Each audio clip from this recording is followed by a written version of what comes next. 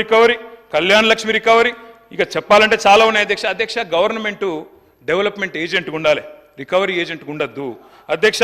పోయి అది కూడా పేదవాళ్ళ మీద ప్రతాపం చూపెట్టడం అయితే మంచిది కాదు అధ్యక్ష. ఉన్న వాటిని ఊడగొడతామని భయపెడితే కొత్త అడగరు, వీళ్ళని అదరగొట్టొచ్చని ప్రయత్నం చేస్తున్నారు. కానీ వాళ్ళ తరపున అడగడానికి ప్రధాన ప్రతిపక్షంగా బీఆర్ఎస్ పార్టీ కేసీఆర్ బృందం ఇక్కడ ఉందనే మాట మర్చిపోవద్దని చెప్పి నేను వారికి విజ్ఞప్తి చేస్తా ఉన్నా అధ్యక్ష. దుర్వినియోగం, దుష్ప్రచారం చేయాలి, అవినీతి జరిగిందని ముద్రేయాలి, స్కామ్ల మకిలి అంటించి స్కీమ్లను ఎత్తేయాలి, అప్పుల పాలైంది రాష్ట్రం అని చెప్పి 6 గ్యారంటీలకు మంగళం పాడాలి. ఇది వీళ్ళ ఎజెండా అధ్యక్ష. మేము వాళ్ళని వదిలిపెట్టాం అధ్యక్ష. రికవరీ చేయాల్సి వస్తే ప్రజలు చేయాలి అధ్యక్ష. రికవరీ ఏం రికవరీ చేయాలి అధ్యక్ష? వీళ్ళ మీద పెట్టాలి రికవరీ ఛార్జ్ షీట్. 2 లక్షల తులాల బంగారం బాకీ ఉన్నారు మీరు. కళ్యాణ లక్ష్మి కేసీఆర్ ఇస్తే మీదికెళ్ళి తులం బంగారం ఇస్తామని చెప్పి మహిళలకు సెంటిమెంట్ కొట్టినారు అధ్యక్ష. వీళ్ళు ఏడబోయింది అధ్యక్ష మరి తులం బంగారం? మొన్న మా విప్ గారు సిరిసిల్లకు వచ్చి బ్రహ్మాండంగా కళ్యాణ లక్ష్మి చెక్కులు ఇచ్చినారు అధ్యక్ష. కేసీఆర్ గారి టైంలో ఇచ్చిన 1,116 తప్ప మరి తులం బంగారం విప్ గారికి దొరకలేదా? గవర్నమెంట్కి దొరకలేదా? బంగారం షాపులు బంద్ అయినాయా రాష్ట్రంలో? లేకపోతే గోల్డ్ రిజర్వులు తగ్గినాయా భారతదేశంలో? వాళ్ళే చెప్పాలి అధ్యక్ష. చేయూత అధ్యక్ష, మా పేదలు ఎవరైతే వృద్ధులు ఉన్నారో, వితంతువులు ఉన్నారో, ఒంటరి మహిళలు ఉన్నారో వాళ్ళు పెట్టాలా వీళ్ళ మీద రికవరీ అధ్యక్ష. మాట తప్పినందుకు గత 8 నెలలుగా 2,000 నుంచి 4,000 చేయనందుకు అప్పుడు వాళ్ళు పెట్టాలా రికవరీ మీ మీద. మహాలక్ష్మి మా ఆడబిడ్డలు 1,68,00,000 మంది ఎదురు చూస్తా ఉన్నారు. 18 ఏళ్ల పైబడ్డ ఆడబిడ్డలు నెలకు 2,500 ఇస్తామని చెప్పిన మాట వారందరూ ఎదురు చూస్తున్నారు. వాళ్ళు పెట్టాలా 8 నెలల రికవరీ మీ మీద అధ్యక్ష. మేము ఉత్తగానే ఆరోపణలు చేస్తలేం అధ్యక్ష. మీకు ఒక విషయం చూపెట్టాలా. ఇది గౌరవనీయులు భారత ప్రతిపక్ష నాయకులు రాహుల్ గాంధీ గారి ట్వీట్ అధ్యక్ష. వారు ఆనాడు ఎన్నికల సందర్భంగా అశోక్ నగర్కి వచ్చారు.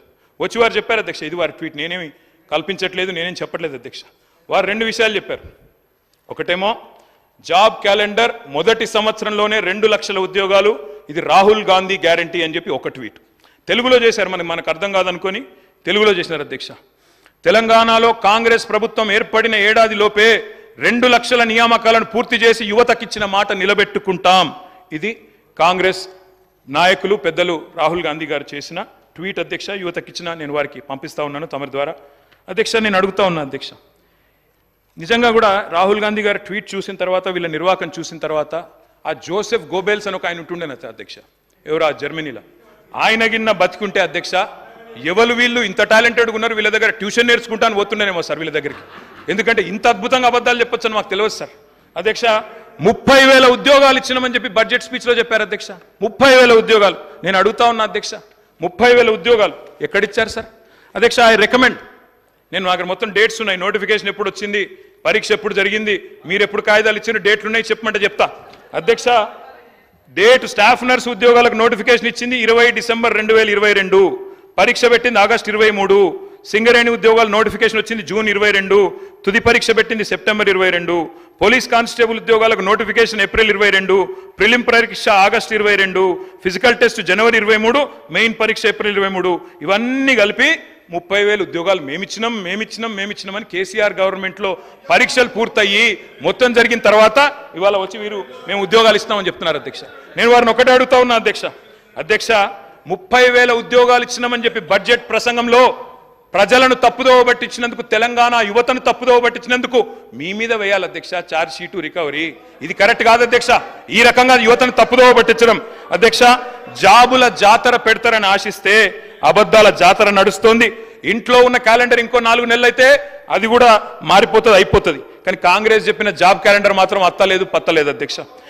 నేను అడుగుతా ఉన్నా, ఈరోజు ఆ రోజు అశోక్ నగర్కి ఉస్మానియా యూనివర్సిటీకి పరుగులు పెడుతూ పోయినారు. డిప్యూటీ సీఎం గారు నేను అడుగుతా ఉన్నా, అయ్యా డిప్యూటీ సీఎం గారు, మీరు నేను హౌస్ అడ్జన్ కాగానే పోదాం అధ్యక్ష, అశోక్ నగర్కి పోదాం, మీ ముఖ్యమంత్రి గారు వస్తానంటే వారిని కూడా తీసుకొని పోదాం, సెక్యూరిటీ లేకుండా పోదాం, మంచిగా పర్సనల్గా పోదాం. పోయి అక్కడ ఉండే ఏ ఒక్క యువకుడు, ఏ ఒక్క యువతి, ఏ ఒక్క చెల్లెలు చెప్పినా, ఒక్క ఉద్యోగం అన్నా ఈ ప్రభుత్వం ఇచ్చిందని చెప్తే నేను అక్కడనే రాజీనామా చేసి వెళ్ళిపోతాను అధ్యక్ష. ఒక్క ఉద్యోగం రేవంత్ రెడ్డి గారి ప్రభుత్వం, కాంగ్రెస్ ప్రభుత్వం వచ్చినాక కొత్తగా ఇచ్చినాము అని ఏ ఒక్క యువతి గాని యువకుడు చెప్పినా నేను అక్కడే రాజీనామా చేసి రాజకీయ సన్యాసం తీసుకుంటా అధ్యక్ష. ఒక్కరు చెప్పినా నేను చెప్తా ఉన్నా అధ్యక్ష, అక్కడే సిటీ సెంట్రల్ లైబ్రరీలో ముఖ్యమంత్రి గారికి, ఉప ముఖ్యమంత్రి గారికి మా పార్టీ తరపున, తెలంగాణ యువత తరపున 1,00,000 మందితో పౌర సన్మానం కూడా పెడతామని చెప్పి నేను చెప్తా ఉన్నా అధ్యక్ష. ఈ రకంగా చెప్తాను అధ్యక్ష. 10 ఏళ్ళు కూడా ఏం చేసినామో చెప్తాను. ఇంత అద్భుతంగా అసెంబ్లీని పక్కదారి పట్టిస్తున్నారంటే ఆయన వాగ్దాటితోటి 10 ఏళ్లల్లా